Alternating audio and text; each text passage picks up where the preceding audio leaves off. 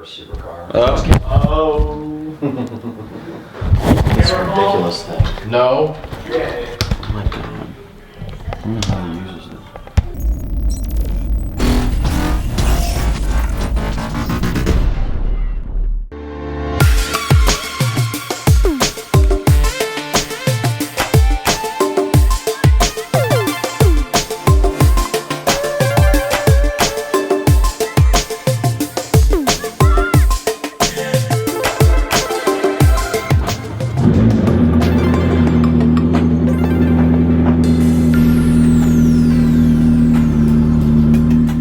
What's up, guys, and welcome to the channel. So, as you can tell by the seats, I guess you can tell anyways, but the car is back in my possession, and you saw in one of my previous videos, the car was being picked up by McLaren Philadelphia and going back to the dealership for some work.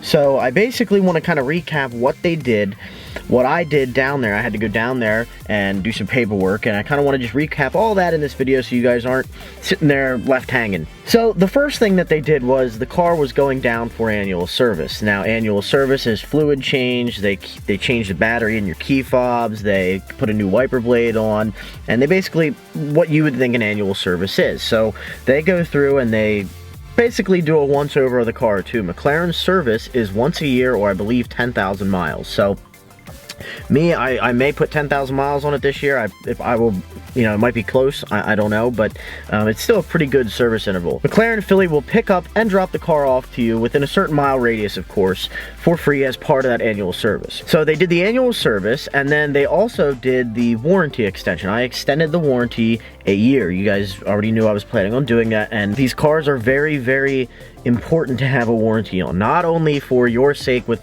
the cost of parts. Parts are so expensive for this car because it's a 4-year-old brand. That's it.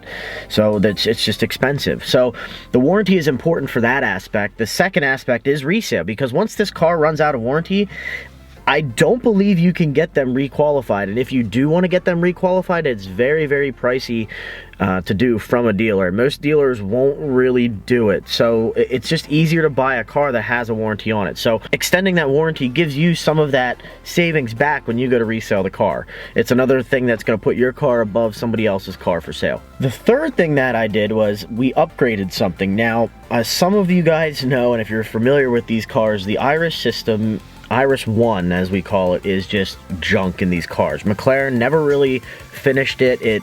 The maps were terrible. If you were in Pennsylvania, it thought you were in freaking Las Vegas. It was ridiculous. I'm your GPS. Turn right up ahead. You never update me, so now I just have to wing it. I meant turn left up ahead. Recalculating. Turn right now! The system itself was glitchy, it was slow, the screen wasn't the best. It just really wasn't up to par for what the rest of the car was going to be. Now, that being said, McLaren, in the later years, I believe 2014, they put out Iris 2, and it first appeared in the 650S. Now, Iris 2 is a big difference. It is an entirely new unit, it's an entirely new tablet, it's an entirely new OS on there, and it is finally functional. Now, McLaren offers that as an upgrade for 2012, 2013 people with Iris 1. A lot of people choose to do that. It really makes the system usable. The screen's brighter, there's more pixels in the screen, the response time of the touchscreen is just, it's night and day difference, faster, and it really is a worthwhile upgrade, and it's a big upgrade to have, again, when you go to resell the car. I went ahead and we have now Iris 2 in the car. I haven't really done a video on Iris 1 because I didn't really think it was worth it, but there's some immediate things right away that you can tell Iris 2 versus Iris 1, and that is right here. These buttons right here, specifically these top two. In Iris 1, there's basically just indents, little line here, and they're just kind of blank screens, and they control the touch. There's an up and down tab usually that shows up on the screen here, and that's your scrolling through your lists and whatnot. So the immediate difference is the knobs. And the other thing that I've noticed is this turning knob. This is the same, but this turning knob is a little more tactile. It's a little more notchy. It doesn't move as smoothly as it did before. I don't necessarily know if I like that right away, but I believe that's just how it is. You can still see I left the wrapper on the leaving the wrapper on the touchscreen. But yeah, initially that's kind of how you tell the first gen versus the second gen Iris 2. Now, let's see if I can start here, get ignition on. Get ignition 2. There we go. So, hopefully you guys can see this okay. So you still have your phone, media, radio, nav, apps, voice. Now, the nice thing of Iris 2, what you can do is you can now tether your phone to this. The early adopters of the McLarens didn't have this feature with Iris 1. You can now tether your phone to it, and you can play videos, you can go through Google Earth, there's weather, there's a bunch of stuff on there that you can now use. And then the tethering to your phone is very, very nice feature. The biggest difference is the streaming Bluetooth. Now, I know it's fairly common for pretty much every car to have streaming Bluetooth capabilities, but in 2012, that wasn't necessarily a very common thing. Bluetooth was for your phone connectivity, but the streaming Bluetooth wasn't necessarily a huge ordeal thing. So Iris 1 did not have that. You had to plug into the auxiliary cable for your iPod or whatever and then play through there, which again wasn't a big deal. But the streaming Bluetooth, once you have it, is extremely nice. So outside of that, the nav is the second biggest point. It's the most improved. The nav is actually functional. It's basically now a completed system. So, you know, I'm happy that it's done. I'm happy that McLaren was able to facilitate that for me, and they got it done in a very, very short amount of time.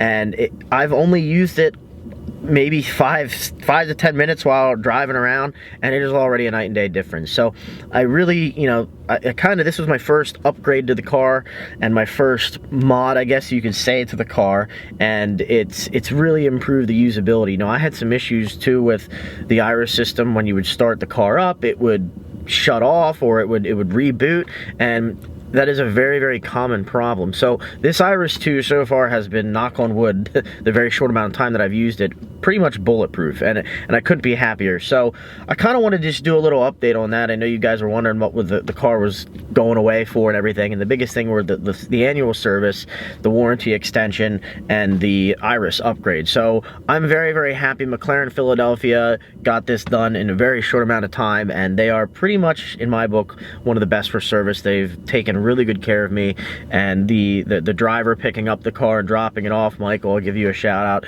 Very, very nice guy, very, very professional. So I can't thank them enough. But hope you guys enjoyed this video. If you have any questions, let me know. I also want to make a side note that there's a very good forum. McLaren Life forum is a very, very good source of knowledge and info if you're looking to buy one of these cars. So definitely hop on there, go into the MP412C section, and fire away. Everybody on there is very nice. Everybody's very knowledgeable, and there's some really good tidbits and pointers if you're looking into getting into one of these cars. You can go in there and look, or if you want to ask me, fire away. You can shoot below in the comments, hit me up on Instagram at @TroySowers. And you know, I hope you guys enjoyed this video. Nothing crazy on this one, but I appreciate you guys watching. Click the subscribe button, like the video. I'll see you guys on the next one. Take care. So here's the extended warranty pack. It comes with basically your extended service contract. And this is the cool thing with McLaren. Look, there's little magnets on here. And it just kind of snaps back on, and this is cardboard, but that's just they're very specific, and that's what I love about this brand. But basically, so when you extend the contract for a year or extend the warranty for a year, you get this little booklet, and it just kind of gives you a rundown of, you know, hey, here's your extended service contract, and here's what's all involved, and what, you know, what's covered, what's still not covered. Obviously your oil changes and everything and whatnot. So kind of gives you some, you know, refresher of what's all covered, and here's the exceptions. You know, here's the list of exceptions, which a lot of it's going to be your general maintenance stuff. So you know, it's just a cool little booklet, but keep that. We'll put that with the paperwork, and then enjoy the car for another year. But yeah, just wanted to share that to you guys.